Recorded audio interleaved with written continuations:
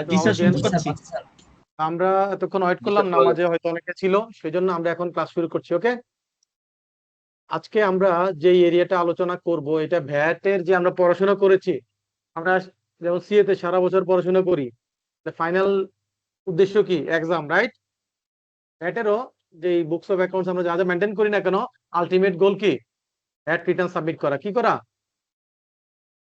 VAT return submit করা। এখন VAT রিটার্নটা কখন সাবমিট করতে হয়, কেউ কি বলতে পারবেন?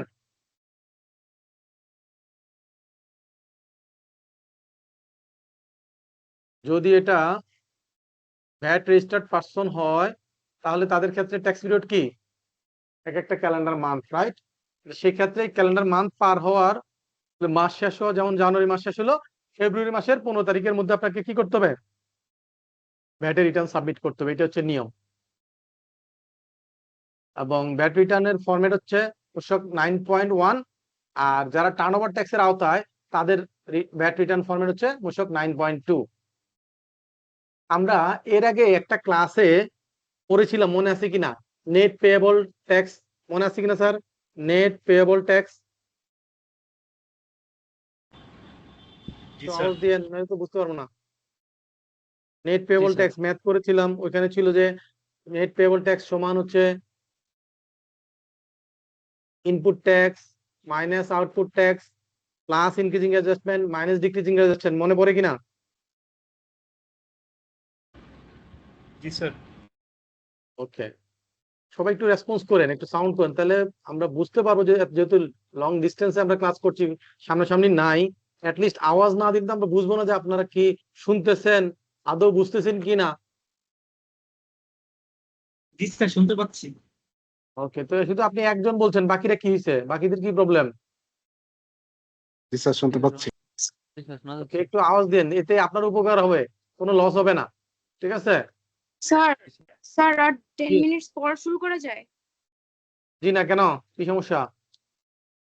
আমার একটু বাসায় আসতে দেরি হয়েছে, তো নামাজ পড়া হয়নি। হ্যাঁ, 7টার ক্লাস 7টা 20-এ, এখন এটা তো আর কত দেরি করবে? ওকে, থ্যাংক ইউ। দেন তাহলে আমরা নর্মালি জানি কি, ভ্যাটের যারা ভ্যাট রেজিস্টার্ড পারসন, তারা একটা মান্থ শেষ হওয়ার পরবর্তী 15 দিনের মধ্যে কি করবে? এই যে দেখেন, ট্যাক্স পিরিয়ড, ট্যাক্স পিরিয়ড হচ্ছে ভ্যাট রেজিস্টার্ড পারসনের জন্য মান্থ। সো মান্থ শেষ হওয়ার পরবর্তী 15 দিনের মধ্যে তারা কি করবে? ভ্যাট রিটার্ন সাবমিট করবে। ব্যতিক্রম গত বছর আইনে এসছে, সেটা হচ্ছে যারা পাবলিক গভর্নমেন্টের প্রতিষ্ঠানগুলো আছে, সেগুলা, ব্যাংক, ইন্স্যুরেন্স, এবং যারা জিরো রিটার্ন সাবমিট করে, এই ধরনের যারা ট্যাক্স পেয়ার আছে, ভ্যাট পেয়ার আছে, তাদের ক্ষেত্রে বলছে যে ট্যাক্স পিরিয়ড শেষ হওয়ার 20 দিনের মধ্যে। তাহলে নর্মালি 15 দিন, কাদের ক্ষেত্রে 20 দিন? পরীক্ষা আসবে, কাদের ক্ষেত্রে 20 দিন sir? Public, semi public or autonomous body, bank, insurance, আর হচ্ছে যারা জিরো রিটার্ন সাবমিট করবে, রাইট? জি স্যার। ওকে। আর যদি কোনো কারণে এই 15 তারিখ অথবা 20 তারিখ যদি কি হয়, পাবলিক হলিডে হয়, তাহলে সেক্ষেত্রে আপনাকে কি করতে হবে? নেক্সট ওয়ার্কিং ডেতে আপনি সাবমিট করতে পারবেন। এখন এই যে আমরা যে ভ্যাট রিটার্ন বলছি, এই ভ্যাট রিটার্ন হচ্ছে 4 ধরনের। ভ্যাট রিটার্ন কয় ধরনের? 4 ধরনের। 4 ধরনের। এই ভ্যাট রিটার্নের নামগুলো আমাদেরকে একটু জানতে হবে। 1 নাম্বার হচ্ছে, আমরা যে রেগুলার মান্থ এন্ড হওয়ার পর পরবর্তী মাসের 15 তারিখের মধ্যে রিটার্ন সাবমিট করি, এটাকে বলা হচ্ছে নর্মাল রিটার্ন বা রেগুলার রিটার্ন। কি বলে? নর্মাল রিটার্ন বা রেগুলার রিটার্ন। ওকে, দেন এখন যদি এই যে 15 তারিখের মধ্যে বা 20 তারিখের মধ্যে যে দেওয়ার কথা, এই টাইমের মধ্যে যদি আমরা না দিতে পারি, তাহলে কি হবে? লেট হয়ে যাবে না? লেট সাবমিট হবে আর 2000 টাকা এই জরিমানা। 15 তারিখ বা 20 তারিখ পার হয়ে যাওয়ার পরে যদি আমরা সাবমিট করি, সেক্ষেত্রে হচ্ছে ডিলে রিটার্ন বা লেট রিটার্ন। সেটাকে কি বলে? লেট রিটার্ন ফাইলিং অথবা ডিলে রিটার্ন ফাইলিং বলে। ওকে, জি স্যার। তো এইটার ক্ষেত্রে যদি আমরা রিটার্ন টাইমলি সাবমিট না করি, তাহলে সেক্ষেত্রে ভ্যাট আইনে বলা আছে যে একটা পানিশমেন্ট, ফাইন হবে, তাই না? কত টাকা ফাইন হবে? 2000 টাকা। 2000। আমরা একটু দেখাই দিচ্ছি আপনাদেরকে। এই যে কত, একদম উপরে দেখেন কত টাকা, 2000। 2000 টাকা। এটা আগে 2019 সালে যখন নতুন আইন হয়েছে তখন ছিল 10,000, পরবর্তীতে 23 সাল দিকে এটা কমায় করছে 5,000, এখন করছে কত? 2000। তাহলে ফাইনটা কমিয়ে নিয়ে আসছে। ওকে, জি স্যার। আমরা এটা ওকে। তাহলে যদি টাইমলি রিটার্ন সাবমিট না করে তাহলে 2000 টাকা জরিমানা। এখন মনে করেন আপনার 15 তারিখ পার হয়ে গেল, আপনি টাইমলি রিটার্ন সাবমিট করতে পারেন নাই, তাহলে আপনাকে 2000 টাকা ফাইন সহ জমা করতে হবে স্যার। আপনি এই জরিমানা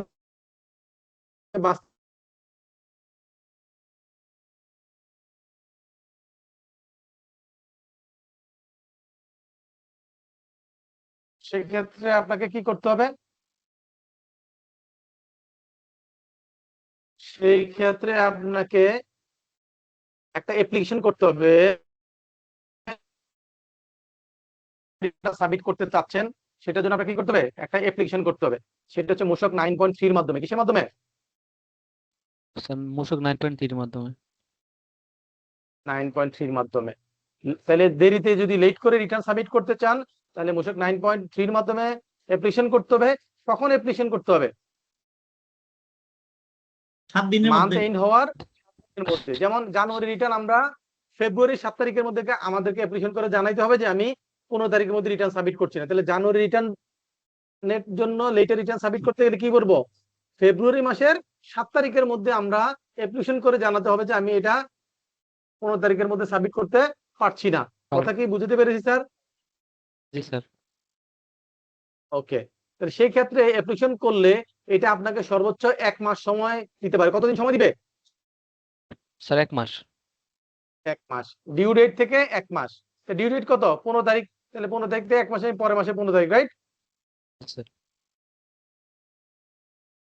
আর আপনি অ্যাপ্লিকেশন করার 7 ডেজ এর মধ্যে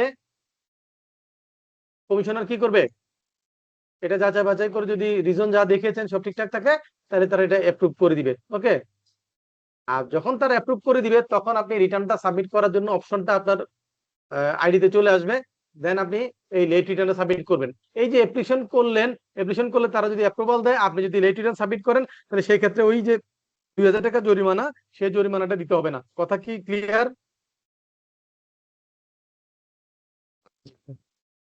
তাহলে লেট রিটার্ন সাবমিট করার ক্ষেত্রে জরিমানা থেকে বাঁচার জন্য আমরা কি করতে হবে? মাস শেষ হওয়ার পরবর্তী কত দিনের মধ্যে অ্যাপ্লিকেশন করতে হবে? 7 দিনের মধ্যে দিনের ভিতরে। চলে বসুন। 7 দিনের মধ্যে করব। কিভাবে করব? কোন ফরম্যাটে করব? স্যার মূসক 9.3 9.3 ফরম্যাটে। এবং এই অ্যাপ্লিকেশন করলে কতদিন সময় এক্সটেন্ড করতে পারে? স্যার 1 মাস। 1 মাস। এই যে উপরে লাইনে আছে দেখেন, 1 month from the due date, 1 month from the due due date। Date. আর এই যে অ্যাপ্লিকেশন করলেন, অ্যাপ্লিকেশন করার কতদিনের মধ্যে তারা অ্যাপ্রুভাল দিবে? Sir 7 days. Within 7 days. Okay, জি স্যার। আর যদি তারা এই অ্যাপ্রুভালটা দেয় তাহলে সেই ক্ষেত্রে কি 2000 টাকা জরিমানা দিতে হবে? No sir. দিতে হবে না। কিন্তু ওই যে আপনি মনে করেন ফেব্রুয়ারি 15 তারিখের মধ্যে রিটার্ন জমা দেওয়ার কথা, তাহলে রিটার্ন জমা দেওয়ার আগে তো আমরা কি করব? আমাদের যত টাকা ভ্যাটের লাইবিলিটি আসবে সেই টাকাটা আমরা গভর্নমেন্ট ট্রেজারিতে জমা দিব। এটাই তো নিয়ম নাকি? জি স্যার। ভ্যাটটা জমা দিয়ে রিটার্ন সাবমিট করতে হবে। তাহলে আমরা রিটার্ন নাইলে দেরি করে আমাকে পারমিশন দিল, তাহলে ভ্যাটটা কি আমি টাইমলি দিতে পারতেছি? 15 তারিখের মধ্যে রিটার্ন জমা দিলে আমি ভ্যাটটা ওই সময় দিতাম। এখন আমি এক ডিলে রিটার্ন দিলে কি তাহলে ভ্যাটটা ওই 15 তারিখের মধ্যে দেওয়া হচ্ছে না আরো পরে দেওয়া হচ্ছে? তারপরে দেওয়া হচ্ছে। আরে পরে দেওয়া হচ্ছে। তাহলে সেক্ষেত্রে এই যে ভ্যাটের অ্যামাউন্টটা দেরিতে পরিশোধ করলেন সেটার জন্য আপনাকে ইন্টারেস্ট পে করতে হবে। কি করতে হবে? স্যার ইন্টারেস্ট পে করতে হবে। স্যার ইন্টারেস্ট পে করতে হবে। হ্যাঁ, এটা সেকশন 85 এ এবং 127 এ বলা আছে। ক্লিয়ার? জি স্যার। ইন্টারেস্ট হবে যদি নরমাল ভ্যাট পেয়েবল হয় তাহলে সেটার জন্য হচ্ছে হবে আপনার কি 1% পার মান্থ। আর যদি ডিডিএস এর অ্যামাউন্ট হয়, কিসের অ্যামাউন্ট হয়? ভ্যাট ডিডাক্টেড এট সোর্সের অ্যামাউন্টটা দেরিতে পেমেন্ট করা হয়, তাহলে সেক্ষেত্রে হচ্ছে 2% হাফ ইয়ারলি, 2% হাফ ইয়ারলি। এই দুইটা বলা আছে।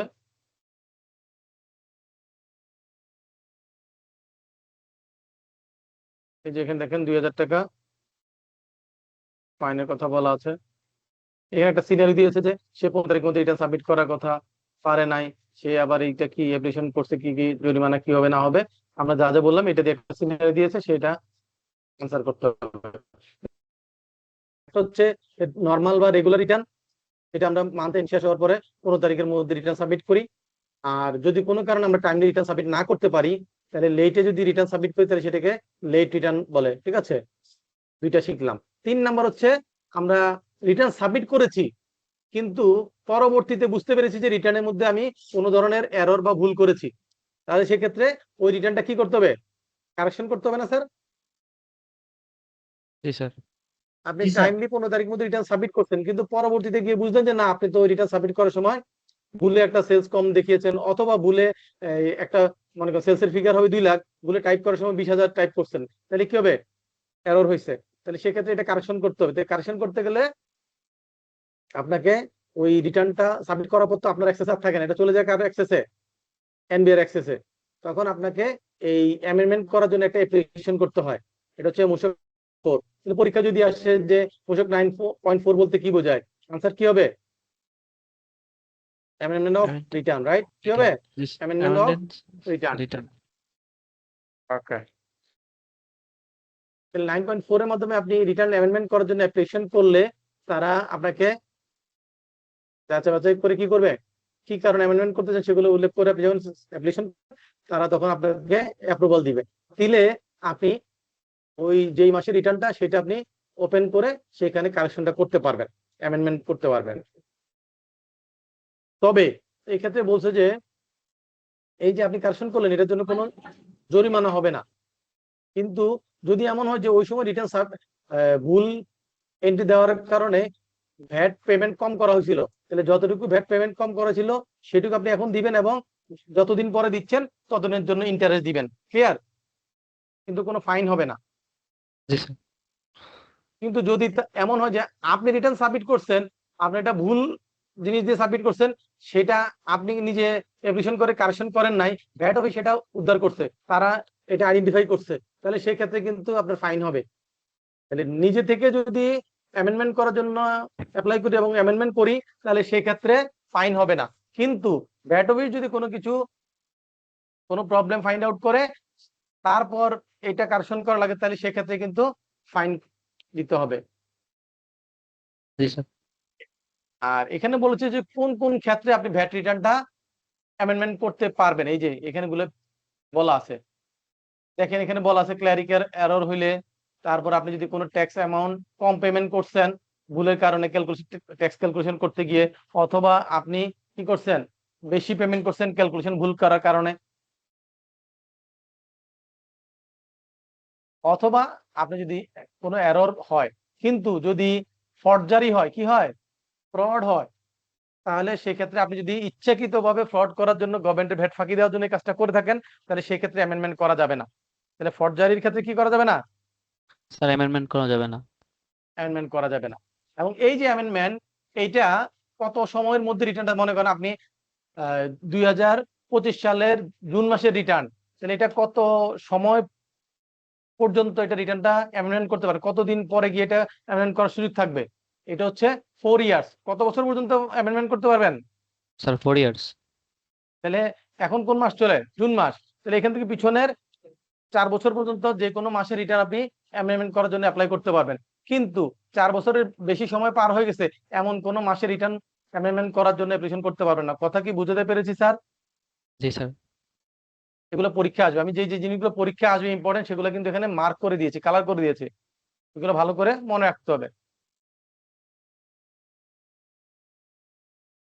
এখন বলছে যে ভ্যাট অফিস থেকে যদি আপনাকে কোনো কোয়ারি করে বা কোনো চিঠি দেয় কোনো একটা মান্থের বা কোনো একটা পিরিয়ডের ভ্যাট রিটার্ন সম্পর্কে, তারপর যদি আপনি বুঝেন যে না আমি তো ওইখানে ঘটনা ঘটাইছি, এখন তো ভ্যাট অফিস টের পেয়ে গেছে, আমাকে এটা অ্যামেন্ডমেন্ট করে ফেলতে হবে, আপনি তখন আর পারবেন না, কারণ ভ্যাট অফিস অলরেডি কি আইডেন্টিফাই করেছে, ডিসকভার করেছে, ইনকোয়ারি শুরু করছে।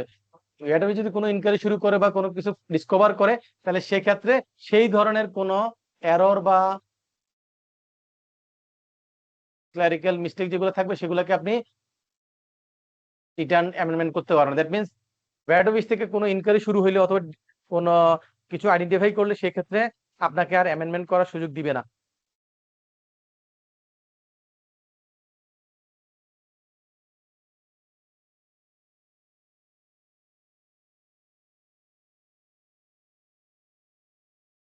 যদি আপনি নিজে থেকে রিটার্ন অ্যামেন্ডমেন্ট করার জন্য অ্যাপ্লিকেশন করেন, তাহলে সেই ক্ষেত্রে আপনার ভ্যাট কম পেমেন্ট করছেন সেটার জন্য জরিমানা হবে না, কিন্তু ওই ভ্যাটটা যে কম পেমেন্ট করছেন সেটার জন্য আপনার ভ্যাটটা পেমেন্ট করতে হবে, সাথে ওটা ইন্টারেস্ট দিতে হবে, কিন্তু পেনাল্টি হবে না, ইন্টারেস্ট কোনো জরিমানা হবে না। ওকে,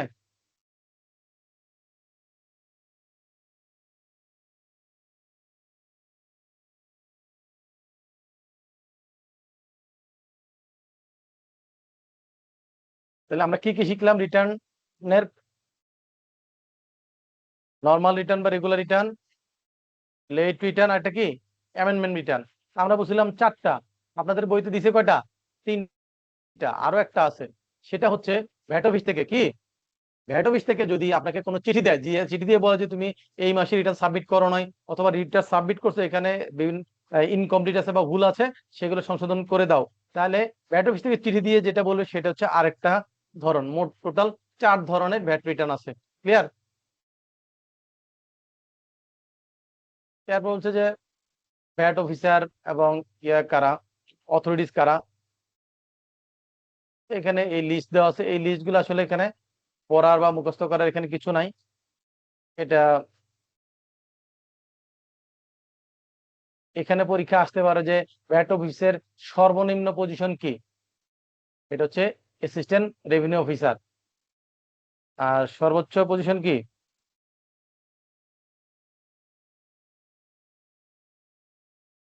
chief commissioner. Chief VAT commissioner, অথরিটির চিফ কমিশনার সর্বোচ্চ, আর সর্বনিম্ন কি? Assistant assistant officer. Revenue officer, assistant revenue officer. এখন বলছে যে এই যে ভ্যাট অথরিটিস যারা ভ্যাট অফিসার আছে তাদের দায়িত্ব কি, তাদের কর্তব্য কি? তাদের দায়িত্ব হচ্ছে তিনটা। কয়টা? সব তিনটা। এই যে তিনটা। কি কি? নাম্বার 1 দায়িত্ব হচ্ছে তারা এই যে ভ্যাটের যত কালেকশন হচ্ছে, ভ্যাট এবং এসডি মানে ওরা বলতে ট্যাক্স, ট্যাক্স যেটা কালেকশন করছে ভ্যাট আইন অনুযায়ী, সেইটা এবং ওইটা রিলেটেড অ্যাক্টিভিটিস গুলো তারা কি করবে? অ্যাকাউন্টস মেনটেন করবে। কি কি কালেকশন করলো না করলো এগুলো তারা অ্যাকাউন্টস মেনটেন করবে। দেন বলছে যে তারা এই ভ্যাট আইনের এবং রুলসের যেই নিয়ম কানুন আছে সেগুলার অ্যাপ্লিকেশন প্রয়োগটা দেখবে, এবং এটার অ্যাডমিনিস্ট্রেটিভ ফাংশনটা তারা দেখবে। দুইটা জিনিস গেল। 3 নাম্বার হচ্ছে টাইম টু টাইম তাদেরকে বোর্ড, বোর্ড মানে কি, NBR, national board of revenue, তাদেরকে যেই যেই দায়িত্ব পালন করতে বলবে এই আইনের আওতায় সেগুলো তারা পালন করবে। তাহলে লাস্টেটা এত মুখস্থ করা মনে করার কিছু নাই। টোটাল তিনটার মধ্যে হচ্ছে যে প্রথমটা হচ্ছে ট্যাক্স কালেকশন এবং এটার অ্যাক্টিভিটিস রিলেটেড তারা রেকর্ড কিপিং করবে। নাম্বার 2 হচ্ছে ভ্যাট আইন এবং রুলস অনুযায়ী যেই নিয়ম নীতি পালন করতে হবে সেটা তারা প্রয়োগটা দেখবে ঠিকমতো প্রয়োগ হচ্ছে কিনা, এবং এটা অ্যাডমিনিস্ট্রেটিভ ফাংশন তারা পরিচালনা করবে। আর 3 নাম্বার হচ্ছে national board of revenue, NBR, time to time তাদেরকে যেসব দায়িত্ব অর্পণ করে সেই দায়িত্বগুলো তারা পালন করবে। এইটা হচ্ছে ভ্যাট অথরিটির কাজ।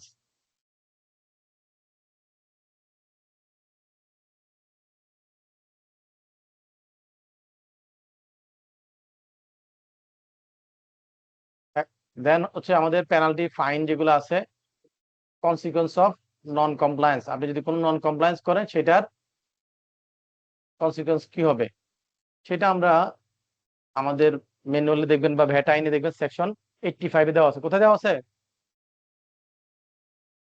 সেকশন 85। 85। এই যেখানে কালার করে দিচ্ছি, সেকশন 85 এ দেওয়া আছে। কি কি দেওয়া আছে এখানে দেখেন অনেকগুলা। এই যে কে এল এম এন ও, ও পর্যন্ত কয়টা নাম্বার হয় স্যার?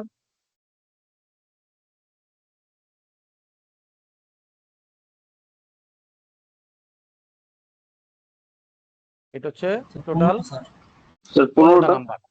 তাহলে তার মানে সেখানে এখানে 15টা পানিশমেন্ট, 15টা কি আছে, ফাইন আছে, রাইট? তাহলে এখানে জি স্যার। নন কমপ্লায়েন্সের জন্য কয়টা জরিমানা আছে? স্যার 15টা। 15 স্যার ধরনের। 15টা। 15 ধরনের। এই 15টা মনে রাখতে গেলে অনেক সময় আমরা ভুল করি। এইটাকে যদি আমি আপনাদেরকে যে টেকনিকটা শিখাই দিব সেটা দিয়ে মনে রাখেন, তাহলে 5টা টেকনিক মনে রাখলেই এই 15টা জরিমানা মনে রাখা যাবে। তাহলে কোনটা সহজ, 15টা মনে রাখা না 5টা মনে রাখা? 5টা মনে রাখা। স্যার 5টা। 5টা মনে রাখা। প্রথম কথা হলো, যদি ভ্যাট আইন অনুযায়ী কোনো ধরনের নন কমপ্লায়েন্স হয়, কি হয়, নন কমপ্লায়েন্স হয়, কিন্তু এই নন কমপ্লায়েন্সের কারণে কোনো ভ্যাটের অ্যামাউন্ট মানে টাকার অঙ্কে কোনো সমস্যা না হয়, কম ভ্যাট দিয়েছে বেশি, এরকম কোনো ইম্প্যাক্ট না হয়, কোনো অ্যামাউন্টের সাথে রিলেশন যদি না থাকে, তাহলে সেটা হচ্ছে নর্মালি 10,000 টাকা। তাহলে সেটা কি নর্মালি 10,000। 10,000 টাকা। এখন মনে করেন টাইমলি ভ্যাট রিটার্ন সাবমিট করার কথা, এটা কি কোন, এটার সাথে কি কোনো টাকার অ্যামাউন্ট আছে যে এত টাকা পরিশোধ করে নাই? এটা হলো যে সময়টা ঠিকমতো মেনটেন করে নাই, রাইট স্যার? জি স্যার। তাহলে এটার ক্ষেত্রে নর্মালি, এগুলোর ক্ষেত্রে হচ্ছে নর্মালি 10,000 টাকা। দুই একটা ব্যতিক্রম আছে। কি ব্যতিক্রম আছে?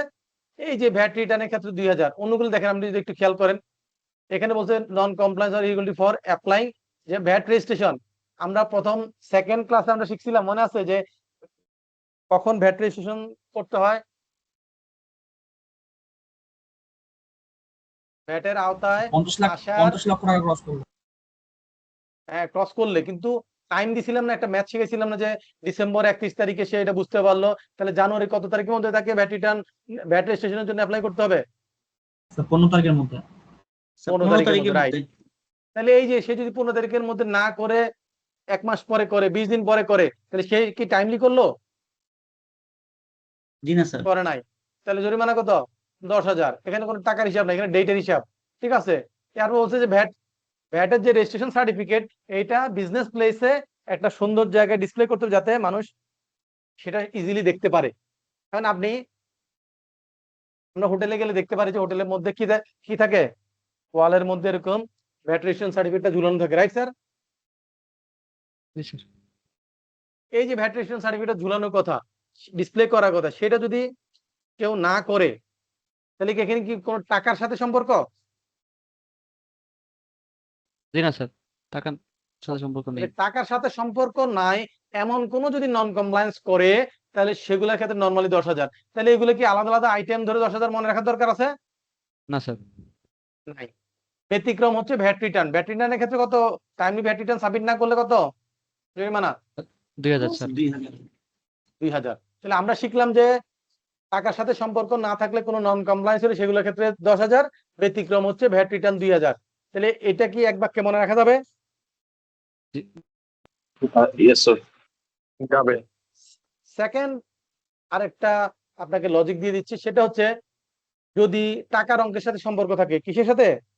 স্যার টাকার অঙ্কের সাথে সম্পর্ক। টাকার সাথে, যে এত টাকা ভ্যাট কম পরিশোধ করছে, অথবা এত টাকা ভ্যাটের বেনিফিট বেশি নিয়ে ফেলছেন, ইনপুট ভ্যাট যত টাকা নেওয়ার কথা তার চেয়ে বেশি নিচ্ছেন, তাহলে এগুলো টাকার সাথে সম্পর্ক। কিসের সাথে সম্পর্ক? স্যার টাকার সাথে সম্পর্ক। টাকার সাথে যদি সম্পর্ক হয়, সেই ক্ষেত্রে নরমালি হচ্ছে যত টাকার সমস্যা, সেই টাকার অর্ধেক থেকে সমপরিমাণ পর্যন্ত। যেমন মনে করেন যদি 1 লাখ টাকা প্রবলেম হয়, তাহলে 50,000 টাকা থেকে 1 লক্ষ টাকা পর্যন্ত কি হইতে পারে, জরিমানা হতে পারবে। তাহলে টাকার সাথে সম্পর্ক থাকলে সেটা হচ্ছে মিনিমাম হাফ, ম্যাক্সিমাম কত পর্যন্ত জরিমানা হতে পারে? একদম ইকুয়াল। সমান একদম। ইকুয়াল। তাহলে মিনিমাম হাফ আর ম্যাক্সিমাম ইকুয়াল জরিমানা হতে পারে, ঠিক আছে? তাহলে জি এটা স্যার। যদি টাকার সাথে সম্পর্ক থাকে, তাহলে দুইটা লজিক শিখলাম। কয়টা লজিক শিখলাম? স্যার 2টা। দেখেন, এই যে দেখেন ইকুয়াল আর হাফ আছে না, এই যে দেখেন এগুলাতে কি আছে, 10,000 10,000 10,000। তাহলে দেখেন সবগুলো 10,000 এক লাইনে শেষ। এই যে হাফ আর ইকুয়াল 10,000, তাহলে এগুলা সবগুলা কাভার হয়েছে, রাইট? এই যে হাফ আর ইকুয়াল সবগুলা হবে, শুধু একটা ব্যতিক্রম আছে। কি আছে? একটা ব্যতিক্রম আছে। ব্যতিক্রমটা কি? Input tax rebate. কেউ যদি ইনপুট ট্যাক্স রিবেট এর ক্ষেত্রে তার কোনো নন কমপ্লায়েন্স, সে যদি বেশি ইনপুট ট্যাক্স রিবেট নিয়ে ফেলে, মনে করেন সে 5 লাখ টাকা ইনপুট ট্যাক্স রিবেট নিয়েছে, তাহলে সেক্ষেত্রে হচ্ছে তার ক্ষেত্রে হচ্ছে মিনিমাম 30%, ম্যাক্সিমাম 50%। 50%। তাহলে ইনপুট ট্যাক্স রিলেটেড যদি টাকার অঙ্কে কোনো সমস্যা হয় তাহলে মিনিমাম 30, ম্যাক্সিমাম 50। তাহলে আমরা যদি এভাবে মনে রাখি, ইনপুট ট্যাক্স ক্রেডিট ব্যতীত অন্য কোনো কারণে যদি ভ্যাটের অ্যামাউন্টের সমস্যা হয় তাহলে সেই ক্ষেত্রে হাফ অর ইকুয়াল এটা বলা যায় কিনা? জি স্যার, বলা আর যেত। আর হচ্ছে ইনপুট ট্যাক্স ক্রেডিটের ক্ষেত্রে সেক্ষেত্রে হচ্ছে মিনিমাম 30%, ম্যাক্সিমাম 50%। তাহলে আমরা এখানে চারটা লজিক টোটালি বন্ধু শেষ করলাম। লাস্টে একটা লজিক আছে, সেটা হচ্ছে যদি ওই যে আমরা এসআরওর মাধ্যমে যে এক্সামটেড, যেন আমরা শিখেছিলাম ফার্স্ট শিডিউলের মাধ্যমে এক্সামটেড হয়, এসআরওর মাধ্যমে এক্সামটেড হয়, রাইট স্যার? মনে আছে জি কি? স্যার। জি স্যার। তো ওই এসআরওর ক্ষেত্রে এসআরওর শেষের দিকে গিয়ে লেখা থাকে যে তাদেরকে কি কি নিয়ম কানুন মেনে চলতে হবে এই এক্সামশনটা অ্যাভেল করার জন্য। ক্লিয়ার? সেই যে কন্ডিশন গুলো দেওয়া থাকে সেই কন্ডিশন গুলো যদি আপনি ফুলফিল না করে এক্সামশনটা অ্যাভেল করেন তাহলে সেই ক্ষেত্রে আপনাকে 25,000 টাকা জরিমানা করবে। কত টাকা জরিমানা করবে? স্যার 25,000 টাকা। তাহলে এই যে দেখেন এই 15টা জরিমানা, এখন আমরা এই 3-4টা কথায় কি মনে রাখা সম্ভব না স্যার? জি স্যার, এখন সম্ভব, এখন বুঝতে পারছি। সম্ভব। নাহলে পরীক্ষার সময় তো উল্টাপাল্টা আনসার করে দিতাম, তাই না? জি স্যার। তাহলে যারা মনে করেন আজকে ক্লাসে জয়েন করে না তাদের জন্য কি উপকার হয়েছে না লস হয়েছে? স্যার অবশ্যই লস।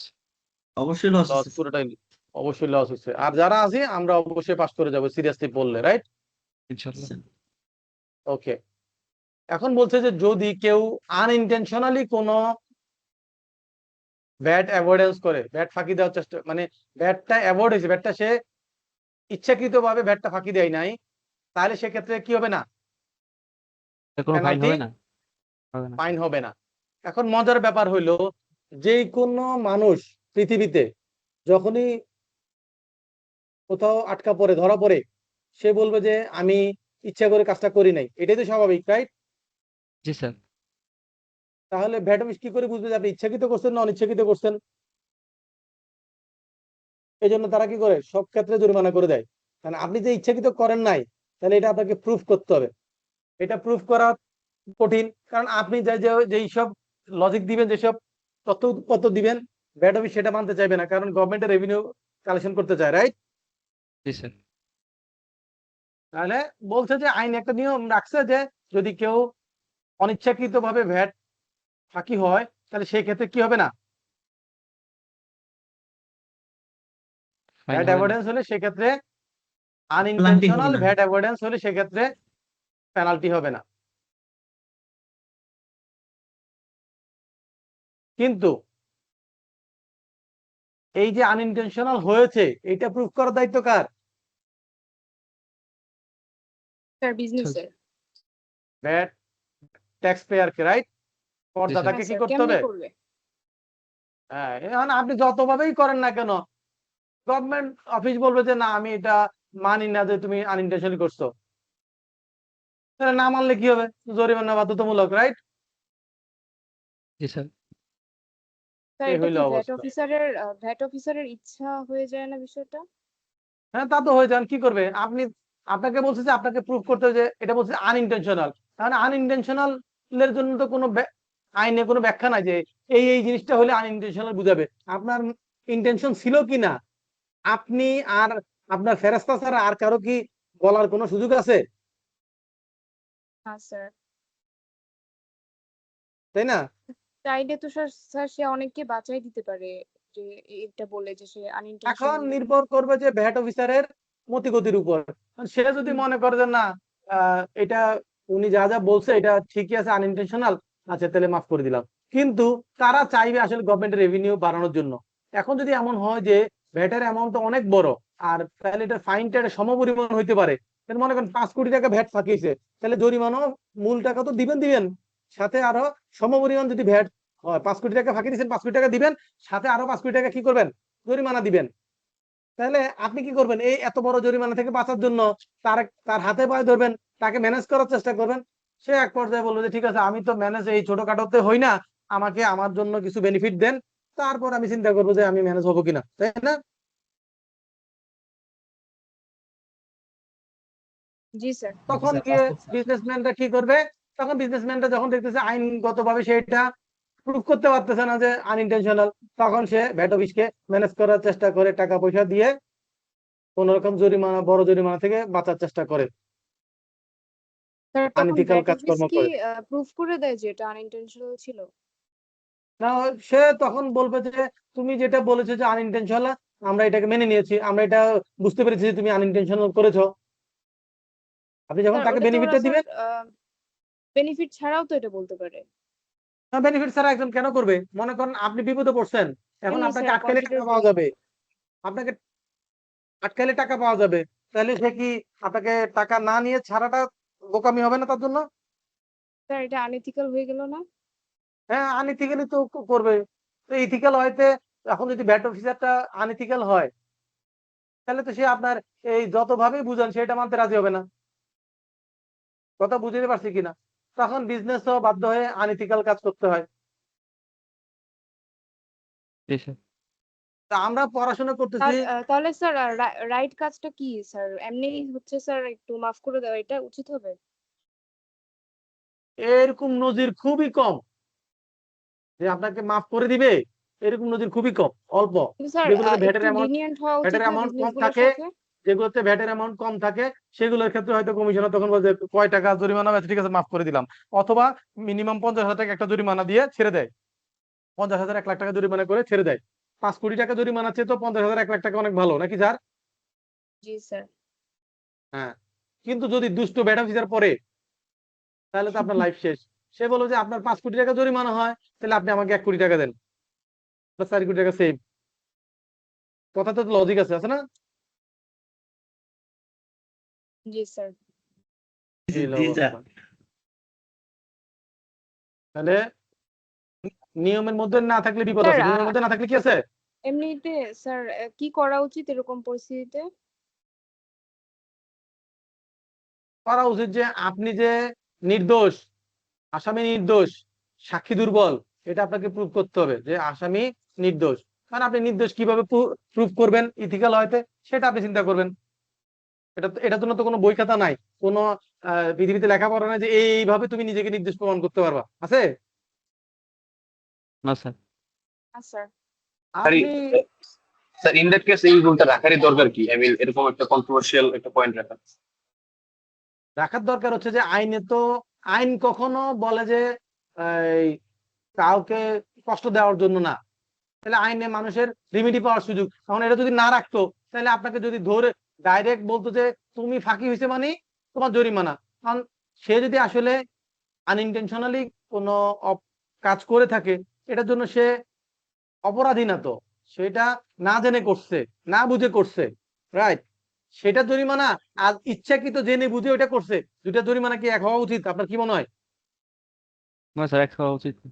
স্যার উচিত না তো, এই কিন্তু স্যার জন্যই অ্যাকচুয়ালি আইনে সবসময় আসামির জন্য কিছু সুযোগ রাখে, সে যাতে নিজেকে কি করতে পারে, নির্দোষ প্রমাণ নির্দোষ প্রমাণ করতে। করতে পারে। আপনি মার্ডার করছেন, সবাই দেখছে, তারপরও আপনি আপনার উকিল নিয়োগ দিতে পারবেন, আপনার হিয়ারিং হবে, বিচার এই চলতে থাকবে, এক সময় যায় হয়তো বিচারের রায় আসবে। কিন্তু আপনিও আসামিও কি করতে পারবে, তার পক্ষে উকিল নিয়োগ দিতে ন্যায় পারবে, বিচার পাবে। আইনি লড়াই লড়তে পারবে, আসামিও সে যে নির্দোষ সেটা প্রমাণ করার চেষ্টা করতে থাকবে, রাইট? জি স্যার। এখন বলছে যে এই যে ভ্যাট অফিসাররা বিভিন্ন সময় আমাদেরকে বিভিন্ন পেনাল্টি ফাইন করবে, তাহলে সব অফিসারদের কি ক্ষমতা এক হবে? মনে করেন যিনি কমিশনার তার ক্ষমতা, আর যে রেভিনিউ অফিসার তার ক্ষমতা কি এক হবে?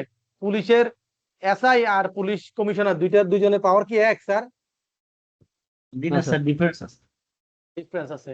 এইখানেও ভ্যাট আইনে বলছে যে এই যে জরিমানা করবে, এই সেই ক্ষেত্রে যেই অ্যামাউন্টটা ডিসপুট হবে, সেই ডিসপুট অ্যামাউন্টের রেঞ্জের উপর ডিপেন্ড করে এটা কোন অফিসার এটা হ্যান্ডেল করবে সেটা নির্ভর করবে।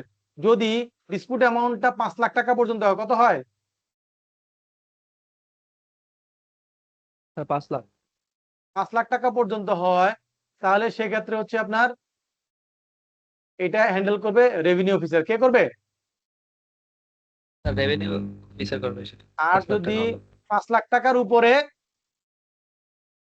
20 লাখ টাকা পর্যন্ত হয় তাহলে কে করবে? Sir Assistant assistant commissioner. Commissioner. Commissioner sir আর যদি 20 লাখ কিসের 20 কিসের লাখ প্রাইস টাকার এটা? উপরে, বুঝি নাই। মানে স্যার এই 5 লাখ 20 লাখ এটা কিসের স্যার? এই পণ্যের মূল্য? আমরা বলি নাই স্যার, বাকিরা একটু বলেন তো ম্যাডাম, হঠাৎ থেকে আবিষ্কার করলো পণ্যের মূল্য। আমি একটু ভ্যাটের ডিফারেন্স আর কি, মানে যে টাকাটা ডিসপিউট হয়েছে আর কি, সেই টাকার ডিফারেন্স। এই যে দেখেন এখানে কয়েকটা আছে, এই যে ভ্যালু অফ গুডস এন্ড কি ভ্যালু ট্যাক্স অফ সার্ভিস, এটা হলো অনেক সময় দেখা যায় যে আপনি মনে করেন রাস্তা দিয়ে গাড়িতে করে মাল নিয়ে যাচ্ছেন, কিন্তু সেখানে আপনার ভ্যাটের যে নিয়ম কানুন ফলো করে নেওয়ার কথা 6.3 ইস্যু করে আপনি সেটা করেন নাই, তার মানে আপনার বেআইনি ভাবে নিচ্ছেন, তাহলে সেক্ষেত্রে তখন গাড়িটা আটকাবে, তাহলে গাড়ির যে মালামাল আছে সেগুলো জব্দ করবে। তো সেগুলো জব্দ করলে তাহলে সেটা কি রেভিনিউ অফিসার এটা নিয়ে কাজ করবে, নাকি স্টেশন কমিশনার করবে, নাকি কমিশনার করবে? এটা নির্ভর করবে এটার মূল্যটা কত, এই যে গুডসটা আটক করছে সেটার মূল্যটা কত। তাহলে এখানে যদি 1 কোটি টাকার উপর ভ্যালু হয়, কত কোটি টাকার উপর? স্যার 1 কোটি টাকা 1 কোটি। 1 কোটি টাকার উপর ভ্যালু হলে কার কাছে চলে যাবে? স্যার কমিশনারের কাছে কমিশনারের কাছে। আপনাদের পরীক্ষায় এরকম লিমিট দিবে, বলবে যে এত টাকার গুডস আটক করা হয়েছে, তাহলে এটা কোন অফিসারের অথরিটিতে পড়বে? যদি মনে করেন 35 লাখ টাকা বললো, তাহলে কোন অফিসারের আওতায় পড়বে বলেন তো? Sir joint commissioner joint sir commissioner. Joint commissioner. এইভাবে আপনাদেরকে আপনারা 0 থেকে 5, 5 এর পরবর্তী 5 প্লাস থেকে 20, 20 প্লাস থেকে 30, 30 প্লাস থেকে 50, আর 50 প্লাস থেকে 1 crore, এভাবে ভাগ করে আপনারা এটা মুখস্থ করে ফেলবেন, তাহলে এগুলো পরীক্ষা আসলে আনসার করতে পারবেন।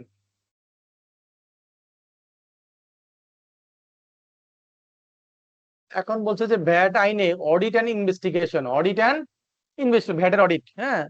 তো ভ্যাটের অডিট করার জন্য কিছু নির্দিষ্ট প্রসেস আছে, এই প্রসেসটা আপনাদের ম্যানুয়ালে পুরোটা দেওয়া নাই। যেমন দেখেন এখানে 13.13 থেকে শুরু করছে, আসলে এটার স্টার্টিং হবে 13.1 থেকে। কত থেকে? স্যার 1 থেকে। 13.1 থেকে, কিন্তু এখানে দেখেন 13.3 দিয়েছে, এরপরে কিন্তু আর বাকিগুলা নাই। এইটা 13.65710 পর্যন্ত আছে। তো এখানে জাস্ট আপনাদের পরীক্ষার জন্য এখানে সামান্য কিছু এরিয়া আপনাদেরকে আইডিয়া দিয়েছে, বাকিগুলা পরের লেভেলে, প্রফেশনাল লেভেলে শিখাবে। কোথায় শিখাবে এটা? স্যার প্রফেশনাল লেভেলে এই যে বলছে যে in order to prevent tax evasion, কর ফাঁকি আদায় বন্ধ করার জন্য কমিশনার কি করতে পারে? কমিশনার অথবা ডিরেক্টর জেনারেল অডিট কন্ডাক্ট করতে পারবে বা ইনভেস্টিগেশন করতে পারবে। কোথায় করতে পারবে? ট্যাক্স পেয়ার্স এর ইকোনমিক অ্যাক্টিভিটিস এর উপর। তাহলে এটা করলে তাহলে ডিউলি এম্পাওয়ার্ড, তাহলে তারা কি করবে? এই কমিশনার বা ডিরেক্টর জেনারেল কোনো ভ্যাট অফিসারকে কি করবে? অথরিটি দিবে যে তুমি এই কোম্পানির বা এই ফার্মের অডিট বা ইনভেস্টিগেশনটা পরিচালনা করো।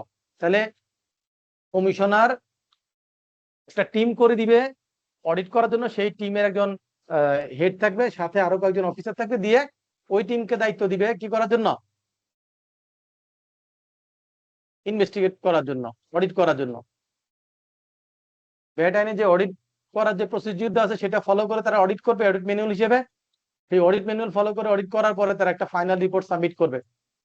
তাহলে টিমটা কে করে দিছে স্যার? কমিশনার অথবা ডিরেক্টর জেনারেল টিমটা করে দিয়েছে। তাহলে টিম কাজ করে, তাহলে এখন রিপোর্ট কার কাছে দিবে? যারা টিম করে দিয়েছে তাদের কাছে, রাইট? কমিশনারের কাছে। হ্যাঁ। তাহলে স্যার অডিট কোনো করার বিজনেস জন্য যদি গোপনে কাজকর্ম চালায়? গোপনে কাজকর্ম চালাইলে ওই যে তাদের ফ্যাক্টরিতে যাবে, যাইয়া তথ্যের ভিত্তিতে তাদের ফ্যাক্টরিতে গিয়ে কি করবে? তারা অভিযান চালাবে, চালায় ওইখান থেকে সব যদি ডাটা তথ্য ওগুলা সব কালেক্ট করে নিয়ে আসবে, আনার পর আবার হিসাব করবে যে সে কি কি পরিমাণ ভ্যাট ফাঁকি দিছে, এগুলো অডিট করে তাকে একটা অডিট রিপোর্টের বেসিসে তাকে একটা অ্যাসেসমেন্ট অর্ডার দিয়ে দিবে, ভ্যাটের ক্লেম কোড দিয়ে দিবে, আবার ওই জি স্যার, ভ্যাটের টাকা পরিশোধ করার জন্য তাদেরকে বলে দিবে। এই যে ভ্যাটের অডিট, ডেডলাইন দিয়ে এই ভ্যাটের অডিট 5 বছর পর্যন্ত করা যায়। কত বছর পর্যন্ত? 5 বছর পর্যন্ত।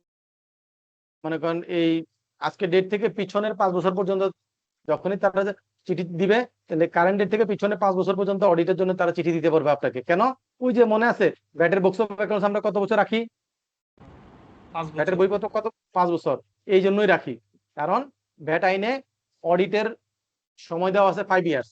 তো সেজন্য 5 ইয়ার্স পর্যন্ত আপনার পিছনের ডকুমেন্ট গুলো রাখতে হবে। হ্যাঁ, দেন স্যার অনলাইন বিজনেস হলে কোনো ফ্যাক্টরি অনলাইন নাই? বলেন অফলাইন বলেন যা যা বলেন সব একই কথা ম্যাডাম।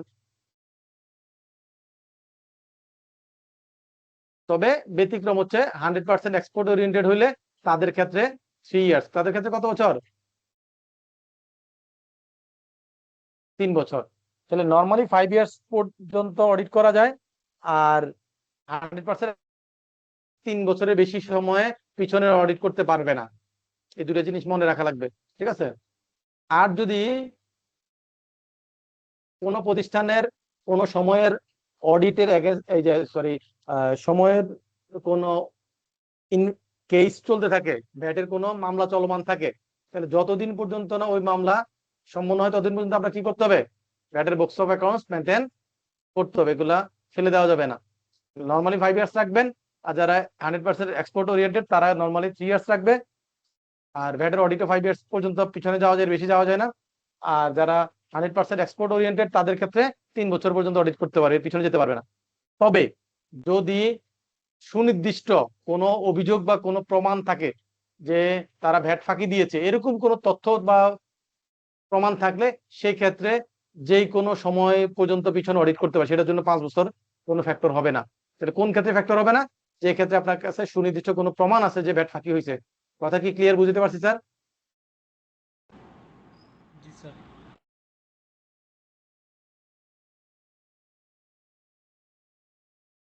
আচ্ছা, ভ্যাট আইনে দুইটা শব্দ আছে, একটাকে বলে ট্যাক্স অ্যাসেসমেন্ট আর একটা বলে tax determination.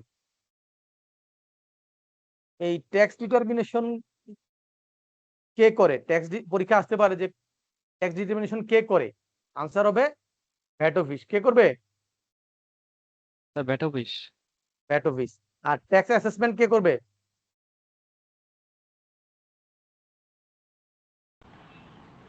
Tax payer. Tax assessment করবে ট্যাক্স পেয়ার। কে করবে? Tax payer.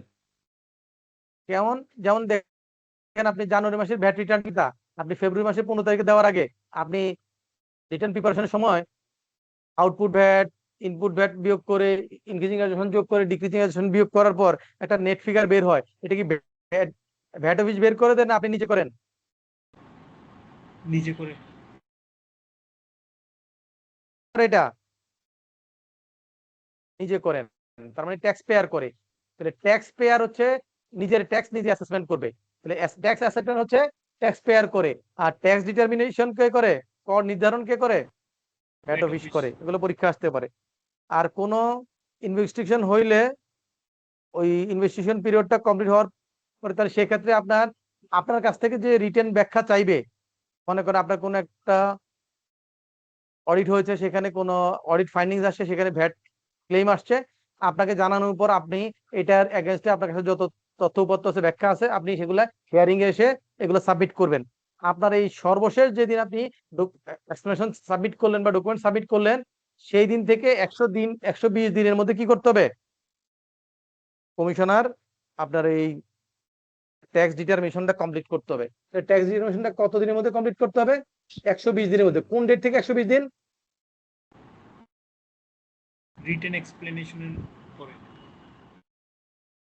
তাহলে আপনাকে যে ইনভেস্টিগেশন চলতেছে সেই সময় আপনার কাছ থেকে যে ডকুমেন্ট বা এক্সপ্লেনেশন চেয়েছে, সর্বশেষ যেদিন আপনি এক্সপ্লেনেশন দিয়েছেন সেই ডেট থেকে 120 দিনের মধ্যে ভ্যাট অফিস কি করবে? এই ভ্যাটের ক্লেমটা সম্পন্ন করবে। এখন বলছে যে power of VAT officer. VAT অফিসারদের আসলে অনেক পাওয়ার, ভয়ানক পাওয়ার। তারা বাংলাদেশে দেখেন এমন কোনো অথরিটি নাই যাদের কাছে সে সাহায্য চাইতে পারে না, এবং সাহায্য চাইলে তারা অবশ্যই তাকে কি করতে হবে? সহযোগিতা করতে হবে। এটা অব্লিগেটরি, অপশনাল না, মাস্ট, অব্লিগেটরি। এগুলো কি? অব্লিগেটরি, বাধ্য। Police, answer, BDP, government, semi government, যে কোনো প্রতিষ্ঠান চার্টার অ্যাকাউন্টেন্সি ফার্ম সবাই হেড অফিস থেকে যদি কোনো তথ্যপত্র চায়, ব্যাংক বলেন যাই বলেন, যে কোনো প্রতিষ্ঠান তাদের কাছে কোনো সহযোগিতা বা কোনো ডকুমেন্ট চাইলে সেটা দিতে বাধ্য। এবং তারা এই আইন অনুযায়ী তারা কি করতে পারে, এই ভ্যাট রিলেটেড এই অংশের জন্য যেই কাউকে সমন জারি করতে পারে। সমন জারি করা মানে কি? সমন জারি করা মানে হচ্ছে আপনাকে ফিজিক্যালি উপস্থিত হওয়ার জন্য নির্দেশ দিতে পারবে। কি করতে পারবে? কিলো উপস্থিতের জন্য নির্দেশ দিতে পারে। তাহলে দেখেন একজন ভ্যাট অফিসারের কত পাওয়ার, মানে একজন অ্যাসিস্ট্যান্ট রেভিনিউ অফিসার সেও ভ্যাট অফিসার, একজন কমিশনারও ভ্যাট অফিসার। একজন রেভিনিউ অফিসার যদি আপনার কোম্পানির এমডি কে চিঠি দিয়ে দেখা করতে বলে, তাহলে এটা কি শোভনীয় দেখায় স্যার? No sir. না স্যার। তাহলে এগুলার ক্ষেত্রে এরকম ওপেন না করে স্পেসিফিক যে হ্যাঁ এটার ক্ষেত্রে মিনিমাম অ্যাসিস্ট্যান্ট কমিশনার বা কমিশন লেভেল থেকে বা ডেপুটি কমিশনার লেভেল থেকে সমন জারি বা যে কোনো ইয়ে চিঠি দিবে, সেটা না করে এখন অথরিটি এমন ওপেন করে দিছে যে মনে করেন তারা তো যখন কাগজ চিঠি দেয় তারা মনে করে যে তারা পৃথিবীর সবচেয়ে উপরে, তারা ডোনাল্ড ট্রাম্প, তাই না? এই জায়গাগুলা কিছু কিছু অফিসার পাওয়ার আছে বলেই তারা এগুলো মিসইউজ করে, মানুষের সাথে খারাপ ব্যবহার করে, হ্যাঁ, মিসবিহেভিয়ার করে। এগুলা ঠিক না, এগুলো তাদের যে শুদ্ধাচরণ গভর্নমেন্টের এমপ্লয়ীদের সেটার মধ্যে পড়ে না, তারপর তারা এগুলো করে।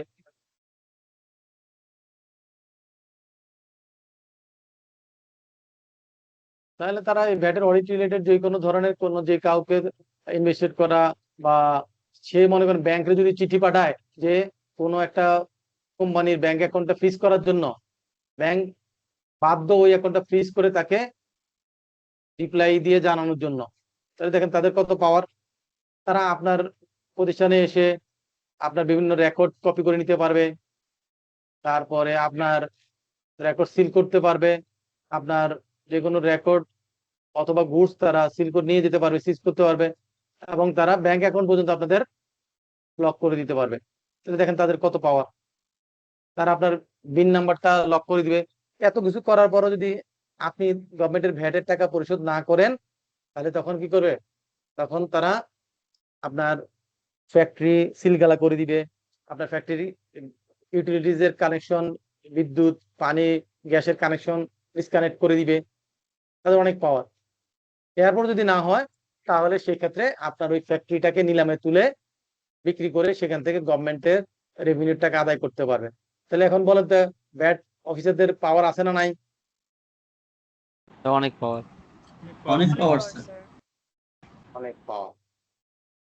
এখন মনে করেন কোন ভ্যাট অফিস থেকে লোকজন আসছে আপনার ফ্যাক্টরিতে ঢুকতে গেছে, আপনার ফ্যাক্টরি থেকে তাকে ঢুকতে দেয় না বা তাকে বাধা প্রদান করছে। এই যে তার কাজে বাধা প্রদান করলেন, এটার জন্য কিন্তু ক্রিমিনাল অফেন্স, ওই আপনার অফিসারদের কি হবে? জেল জরিমানা হবে। তাহলে তাদের পাওয়ার আছে কিনা? আপনি বিষয় তাকে আছে। ফ্যাক্টরিতে ঢুকতে দেন নাই, তারা পুলিশ ফোর্স নিয়ে গিয়ে আপনার ফ্যাক্টরি তালা ভেঙে পর্যন্ত ভিতরে ঢুকতে পারে, তাদের এমন অথরিটি দেওয়া আছে।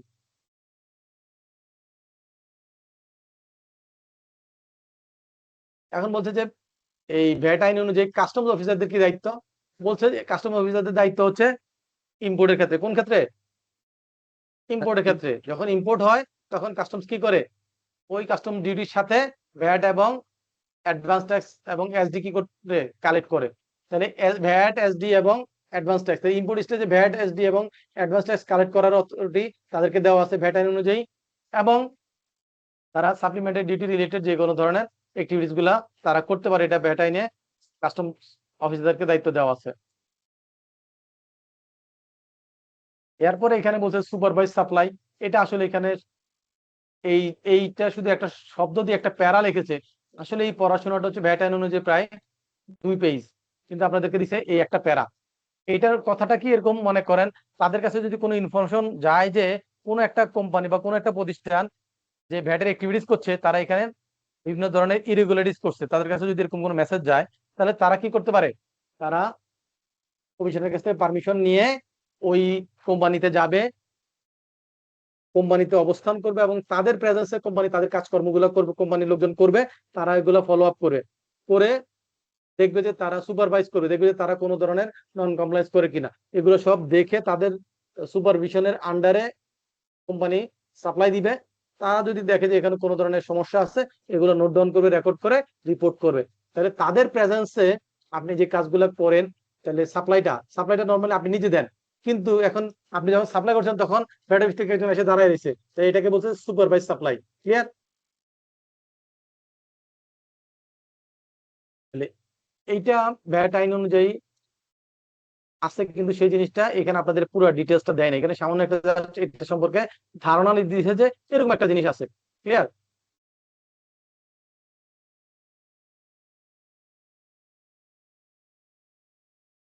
ওকে।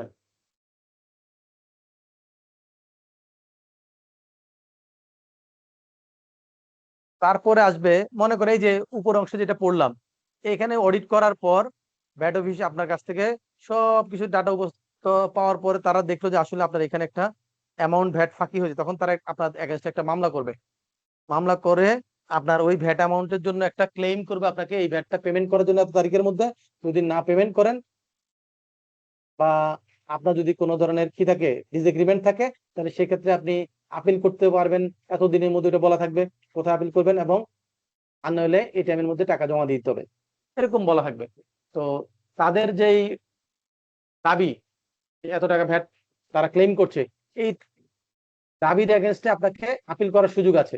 তাহলে কোনো ভ্যাট অফিসার যদি কোনো অর্ডার ইস্যু করে, তাহলে সেই অর্ডারের এগেনস্টে আপনি যদি সন্তুষ্ট না থাকেন, তাহলে কি করবেন? এটার এগেনস্টে আপিল করতে পারবেন। কত দিনের মধ্যে আপিল করতে হবে? 90 দিন।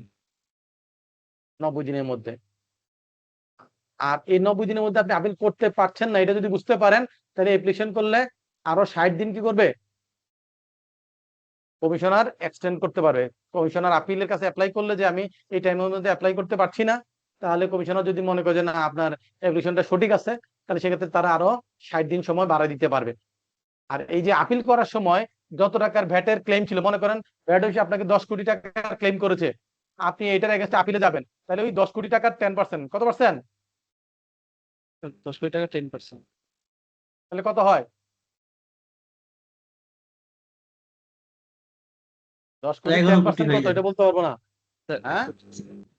স্যার 1 কোটি হয়। 1 কোটি স্যার। 1 কোটি হয়। এটা বলতে এত কষ্ট, তাহলে চার্টার অ্যাকাউন্ট্যান্ট হবো কিভাবে?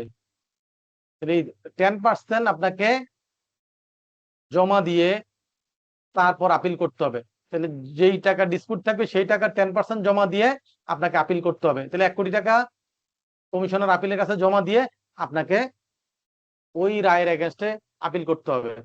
এখন আপনি আপিল করলেন, কমিশনারের থেকে মনে করেন যে 10 কোটি টাকাকে তারা বলে যাচ্ছে ঠিক আছে, এটা তোমার ডকুমেন্ট এই সেই সব ব্যাখ্যা শুনে আমরা বুঝলাম যে এটা 10 কোটি হবে না, এটা 7 কোটি হবে। তাহলে তারা করলো কত? এখন 10 কোটি থেকে কত করলো? 7 কোটি। 7 কোটি। আচ্ছা, এই তারা যে 7 কোটি নতুন করে আপিলের থেকে সিদ্ধান্ত দিল, আপিলের সিদ্ধান্ত আপনার কাছে পছন্দ হয় নাই, মনে হয় না যে এটা সঠিক আছে, এটা আপনার মনে হয়েছে যে এটা আইনগতভাবে সঠিক না, তাহলে আপনি কি করবেন? তার এগেনস্টে ট্রাইব্যুনালে যাবেন। কোথায় যাবেন? স্যার ট্রাইব্যুনালে। ট্রাইব্যুনালে যাবেন। এই যে আপিল যে করছিলেন, এই আপিল অ্যাপ্লিকেশন যেদিন করলেন সেদিন থেকে 1 বছরের মধ্যে ওই আপিলের সিদ্ধান্ত দিয়ে দিতে হবে। কারা দিবে এটা? Commissioner appeal. আপনি যে অ্যাপ্লিকেশন করছিলেন সেটা সিদ্ধান্ত কত দিনের মধ্যে দিতে হবে? স্যার 1 বছর। 1 বছরের মধ্যে। আর ওই যে সিদ্ধান্ত, সেই সিদ্ধান্তটা যদি আপনার কাছে মনে হয় যে সঠিক নাই, আপনার কাছে যদি মনে হয় কি সঠিক নাই, তাহলে সেক্ষেত্রে আপিলের এগেনস্টে আপনি কোথায় যেতে পারবেন? ট্রাইব্যুনালে যেতে পারবেন। তাহলে আপিলের ট্রাইব্যুনালে আপনি আপিল করবেন। সেই ক্ষেত্রে বলছে যে 10% দিতে হবে। ওই যে আপনি যে 10% দিয়েছেন, তাহলে ওই লেভেলে যদি কেউ আপিল স্টেজে 10% দিয়ে আসে, আর এখানে যতটুকু ডিসপিউট আছে তার 10% গুলো যত হয়, তাহলে সেটুকু যদি কভার করা থাকে, তাহলে নতুন করে আর কি করতে হবে না,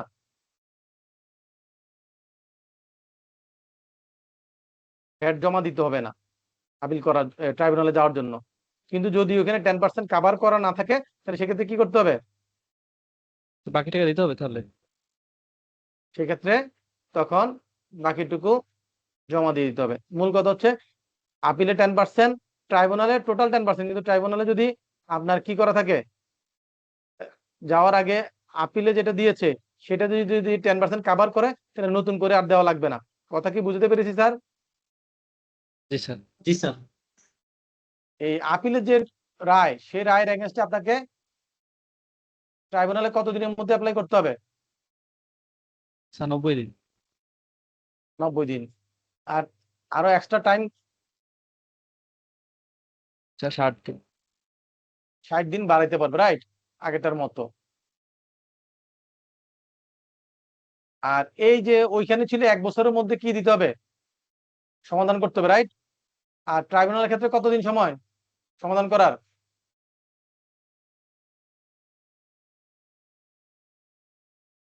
2 2 বছরের বছর। মধ্যে। তাহলে আপিল হচ্ছে 1 বছরের মধ্যে, ট্রাইব্যুনাল হচ্ছে 2 বছরের মধ্যে। এখন যদি ওই যে সময় 1 বছর বা 2 বছর, ওই টাইমের মধ্যে যদি সমাধান না দিতে পারে, টাইম পার হয়ে যায়, তাহলে ধরে নিতে হবে যে আপনি যে আপিল করছেন আপনি জিতেছেন। কথা কি বুঝতে পারছি স্যার? জি স্যার। এখন আপিল থেকে যে সিদ্ধান্ত দিয়েছে, মনে করেন আপিল এটা 7 কোটি টাকা করছে 6 কোটি টাকা বা 5 কোটি টাকা করছে, এখন আপনার কাছে এখনো মনে হচ্ছে যে আপিল থেকে যে 5 কোটি টাকা দাবি করছে এটাও সঠিক না, এটা আপনার হয়তো 1 কোটি টাকা হবে। আপিলে যেটা আছে এটাও ঠিক নাই, তাহলে আপনি কি করবেন তখন? তখন আপনার জন্য রাস্তা হচ্ছে হাইকোর্ট। কোথায়? হাইকোর্টে যাবে। তাহলে সিকোয়েন্সটা যদি আমরা দেখি কি হবে, তাহলে যে কোনো অর্ডারের এগেইনস্টে প্রথমে আমরা কোথায় যাব? আপিলে যাব। আপিলে যদি সন্তুষ্ট না হই, ট্রাইব্যুনালে যাব। ট্রাইব্যুনালে সন্তুষ্ট না হলে কোথায় যাব? হাইকোর্টে স্যার। হাইকোর্টে যাব। হাইকোর্টে যাওয়ার সময় এখন আবার নতুন করে যে ডিসপিউট অ্যামাউন্ট থাকবে সেটার উপর নতুন করে 10%, আগেরটা দিলে হবে, আগেরটা না, নতুন আরো কত এডিশনাল 10% তাকে দিতে হবে। দিয়ে যেতে হবে।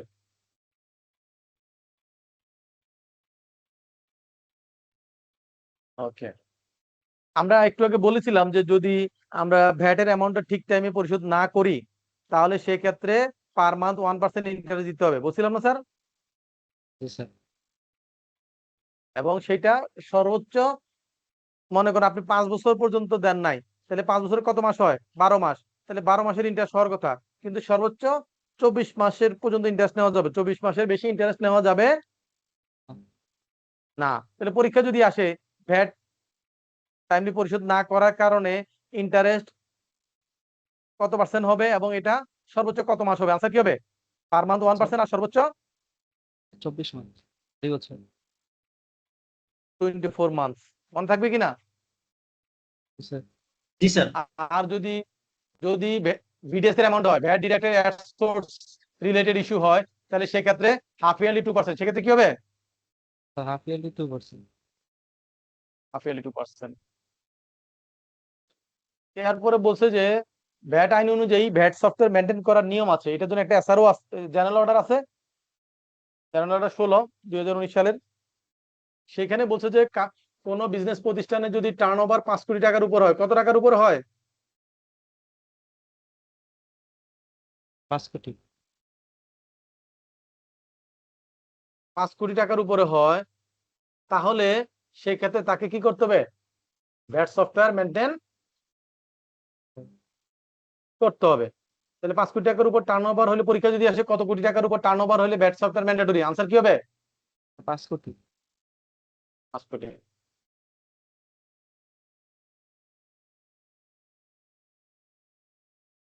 এরপর দেখেন এখানে আরেকটা আছে, সেন্ট্রাল রেজিস্ট্রেশন। আমরা পড়েছিলাম সেকেন্ড ডেতে যে সেন্ট্রাল রেজিস্ট্রেশনের ক্ষেত্রে, কেন্দ্রীয় নিবন্ধনের ক্ষেত্রে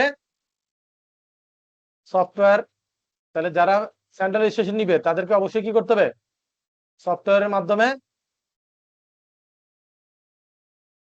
ভ্যাট রেজিস্ট্রেশন, যদি তার কেউ সেন্ট্রাল রেজিস্ট্রেশন নেয় তাহলে তাদেরকে অবশ্যই সফটওয়্যারের মাধ্যমে ভ্যাট রেকর্ডস মেনটেন করা লাগবে।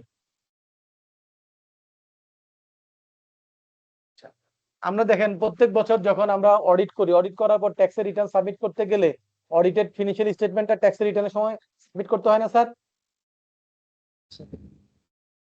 ইনকাম ট্যাক্সের রিটার্নের সময় অডিট রিপোর্ট সহ কি করতে হয়?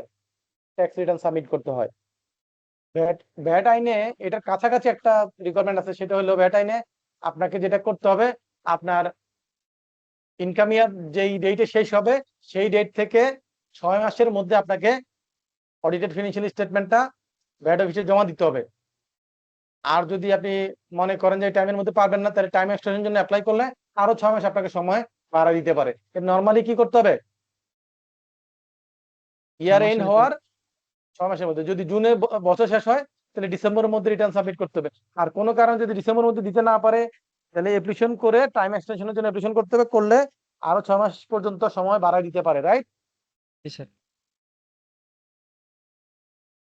এরপর দেখেন এগুলো কি আছে, কোন ফর্মে কি আছে, এগুলো আমরা সবগুলা বিগত ক্লাসে এগুলো সবগুলো এই পর্যন্ত যতগুলা ক্লাস হয়েছে সেগুলোতে এই জিনিসগুলো কভার করছি, রাইট? এই লিস্টগুলো একটু আপনাদেরকে পড়তে হবে পরীক্ষা আসলে, সেখান থেকে যাতে কোন ফর্মটা দিয়ে কি বুঝায়। এই যে আমরা আজকে বলছিলাম না যে ব্যাংক অ্যাকাউন্ট ফ্রিজ করার জন্য কি করতে পারে, চিঠি পাঠাইতে পারে, আছে 12.9। এখানে কোন ফর্ম দিয়ে কি বুঝায় সেই জিনিসগুলো আপনাদেরকে একটু পড়তে হবে, পরীক্ষায় এগুলা দিয়ে দিতে পারে। টোটাল লিস্ট এখানে দিয়েছে, সেই লিস্টটা আপনাদেরকে একটু ফলো করতে হবে, করে এটা একটু মনে রাখা লাগবে। এইটুক পর্যন্ত হচ্ছে আমাদের ভ্যাটের সিলেবাস। এই যে দেখেন এগুলো আমরা ভ্যাটের প্রথম ক্লাসে সব শিখেছি, যত ধরনের রেটের ইস্যুজ আছে, first schedule, second schedule, third schedule, সব পড়ছি না স্যার? এই যেগুলো সব থার্ড শিডিউল ইস্যু, তাই না? এগুলো সব আমাদের পড়া আছে। এখানে হচ্ছে ভ্যাট আর টার্নওভারের মধ্যে পার্থক্য, এটা আমরা আগেই পড়েছি। ভ্যাটের ক্ষেত্রে হচ্ছে 15% বা স্পেসিফিক রেট অথবা বিভিন্ন রেট হইতে পারে। টার্নওভারের ক্ষেত্রে স্ট্রেট কত পার্সেন্ট? 4%। টার্নওভারের ক্ষেত্রে ট্যাক্স রিবেট পাওয়া যায় না, ভ্যাটের ক্ষেত্রে পাওয়া যায়, সাবজেক্ট টু কি 15% অথবা 0 রেটের সাপ্লাই হলে সেটার ক্ষেত্রে। এই জিনিসগুলো এখানে বলছে যে ভ্যাটের ট্যাক্স পিরিয়ড হচ্ছে এক একটা ক্যালেন্ডার মান্থ। আর ইয়ের ক্ষেত্রে এই যে এদের ক্ষেত্রে এই তিনটা ব্যতিক্রম আছে, কনস্ট্রাকশন ফার্ম, প্রকিউরমেন্ট প্রোভাইডার আর হচ্ছে ক্লিয়ারিং ফরওয়ার্ডিং। এই তিন ধরনের বিজনেসের ক্ষেত্রে হচ্ছে হাফ ইয়ারলি, যদি উইথহোল্ডিং এন্টিটি না হয়। যদি উইথহোল্ডিং এন্টিটি হয় তাহলে সেক্ষেত্রে পার মান্থ, কিন্তু যদি হাফ ইয়ারলি হয় তাহলে এই তিন ধরনের বিজনেসের ক্ষেত্রে তাদের ক্ষেত্রে কি হবে, সেটা হাফ ইয়ারলি যদি তারা উইথহোল্ডিং এন্টিটি না হয়। আর টার্নওভার ট্যাক্সের ক্ষেত্রে কোয়ার্টারলি হয়। এগুলা এগুলো আমরা সব পড়েছি, এগুলা জাস্ট এখানে দুইটা পাশাপাশি দিচ্ছে। কারণ ভ্যাটের ক্ষেত্রে 9.1 হচ্ছে তার কি ভ্যাট রিটার্ন, এবং এটা 15 তারিখের মধ্যে দিতে হয়। 9.2 হচ্ছে টার্নওভার ট্যাক্সের ক্ষেত্রে, এবং সেটা হচ্ছে কোয়ার্টার এন্ড হওয়ার পরবর্তী 15 দিনের মধ্যে। তাহলে মার্চ শেষ হওয়ার হইলে এপ্রিলের 15 তারিখ, জুন শেষ হইলে জুলাইয়ের 15 তারিখ। এগুলো হচ্ছে এরকম। এইটুক পর্যন্ত হচ্ছে আমাদের এই ভ্যাটের সিলেবাস এবং আমাদের পড়াশোনা এইটুক পর্যন্তই শেষ। আপনারা এইটুক যেভাবে পড়াইলাম, যেভাবে দেখাইলাম, এগুলো ঠিক মতো পড়লে ইনশাল্লাহ আপনারা ভ্যাটের 40 যে এরিয়া আছে 40তে 40 আপনি আনসার করতে পারবেন। আর বাকি থাকবে পাস করার জন্য ইনকাম ট্যাক্সের এরিয়া পড়তে, সেখানে ইন্ডিভিজুয়ালের ম্যাথ গুলা আর হচ্ছে কোম্পানির বিজনেসের ম্যাথ গুলা করলে সেখান থেকে আরো 25 মার্কের মতো আপনার কভার হবে। আর বাকি অংশটুকু কি হবে, বিভিন্ন ধরনের থিওরিটিক্যাল এরিয়া, সেগুলো আমরা বিভিন্ন ক্লাসের সামনে বলে দিব। ভ্যাটের আলোচনা আজকে পর্যন্ত শেষ। আজকে যেটা করব, আপনাদেরকে কাস্টমসের ম্যাটেরিয়ালসটা দিয়ে দিব। আপনাদের ম্যানুয়ালে কাস্টমসের ম্যাটেরিয়ালসটা বাংলায় আছে, কিসে আছে, ম্যাক্সিমাম হচ্ছে বাংলায়। তো সেটার ইংলিশ ভার্সনটা আমি আপনাদেরকে দিয়ে দিব। কাস্টমসে অনেক বেশি পড়াশোনা করার দরকার নেই, কারণ কাস্টম থেকে মার্কস আসবে 5 মার্ক মাত্র। এই 5 মার্কের জন্য আপনাদের ম্যানুয়ালে 396 পেজ আছে কাস্টমসের এরিয়া। তাহলে 396 পেজ পেরে পড়াশোনা করে 5 মার্ক, আর এখানে 60 পেজ পরে 40 মার্ক, কোনটা বেশি ভালো? 60 পেজ পরে 40 মার্ক। ভ্যাটের এই 60 পেজ পড়লে আপনার 40 মার্ক, আর কাস্টমসের 396 পেজ পড়লে হচ্ছে আপনার 5 মার্ক। আপনার ওইখানে সময় নষ্ট করার কোনো দরকার আছে স্যার? ও স্যার। নাই। তবে কাস্টমসের যেই ম্যানুয়ালের যেটা আমরা ইংলিশ ভার্সনটা আপনাদেরকে দিব, সেখানে কালার করে হাইলাইট করা আছে যেগুলা, সেইগুলা শুধু আপনি যদি পড়েন তাহলেও সেই 5 মার্ক আপনি কভার করতে পারবেন। সব পড়ার দরকার নাই। কথা কি ক্লিয়ার বুঝাইতে পারছি স্যার? জি স্যার। কাস্টমসের পোর্শনটুকু আমি আজকে আপনাদেরকে ইমেইলে দিয়ে দিব। নেক্সট ক্লাসগুলোতে আমরা যেটা করব, আপনাদের যারা অন্য পার্টিসিপেন্ট আছে, গ্রুপ আছে না আপনাদের হোয়াটসঅ্যাপ গ্রুপ, জি স্যার আছে।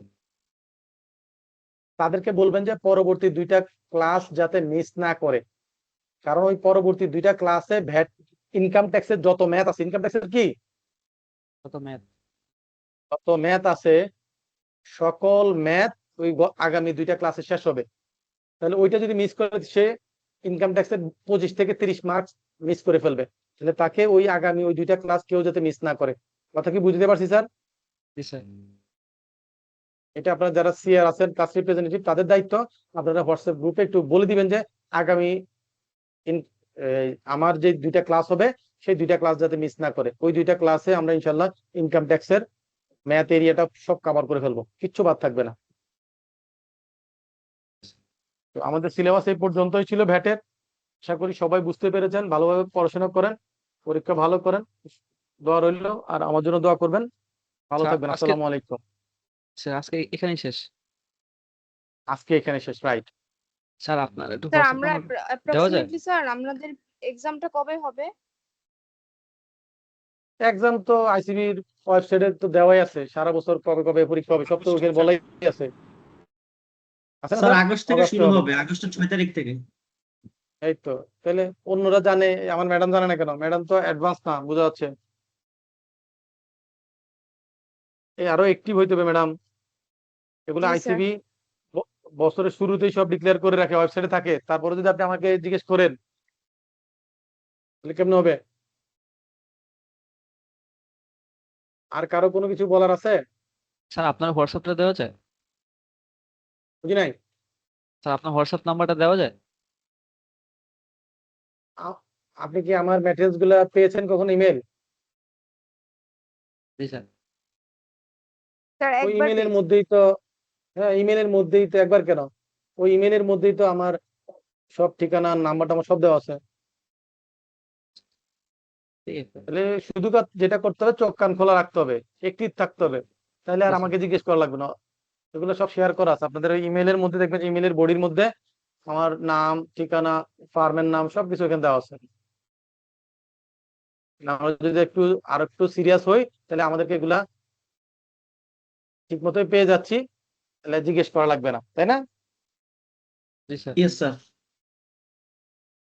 এগুলো দিয়ে বোঝা যায় যে কে কত দ্রুত পাস করবে, কার নেটওয়ার্ক, কার মোবাইল, কোন কোম্পানির মোবাইল নেটওয়ার্ক টাওয়ার ঠিক মতো কাজ করে, তাদের পারফরমেন্স ভালো। ঠিক তেমনি পড়াশোনার মধ্যে যেসব স্টুডেন্টদের টাওয়ার ঠিক মতো কাজ করে, নেটওয়ার্ক ঠিক মতো কাজ করে, তারা তত দ্রুত পাস করবে। কথা কি বুঝতে পারছি স্যার? জি স্যার। ওকে, কারো কি কোনো কোশ্চেন আছে বা কোনো কিছু বলার আছে? স্যার একটা শেষ কোশ্চেন ছিল স্যার। শেষ কোশ্চেন, জি বলেন শেষ কোশ্চেন। শুরু থেকে স্যার আজকে পর্যন্ত স্যার আমরা যেগুলো পড়লাম এটা স্যার টোটালি আর কি ভ্যাটের পার্ট ছিল স্যার। হ্যাঁ, ভ্যাটের বাড়িতে ছিল একটা চ্যাপ্টারই তো, চ্যাপ্টার 23। স্যার মানি স্যার ফার্স্ট আমাদের এগুলো দিয়েছেন স্যার, এগুলো সবই স্যার ভ্যাটের পার্ট স্যার। আমার সাথে যত ক্লাস হয়েছে সব ব্যাটের পার্ট। কারণ আপনাকে কি অন্য কোনো সাবজেক্ট পড়াইছি আমি? না না স্যার, হ্যাঁ, স্যার এটা না স্যার। বুদ্ধি একটু কম আছে। বললাম না, ওই যে টাওয়ার ঠিক রাখতে হবে, নিজের টাওয়ার নিজেকে ঠিক করতে হবে, মেনটেন্যান্স নিজেকেই করতে হবে, তাই না? টাওয়ারের যার টাওয়ার মেনটেন্যান্স যত ভালো, সে তত ভালো করবে সারা পৃথিবীতে। ওই জব মার্কেটে বলেন, পড়াশোনা বলেন, সব জায়গায় একই অবস্থা।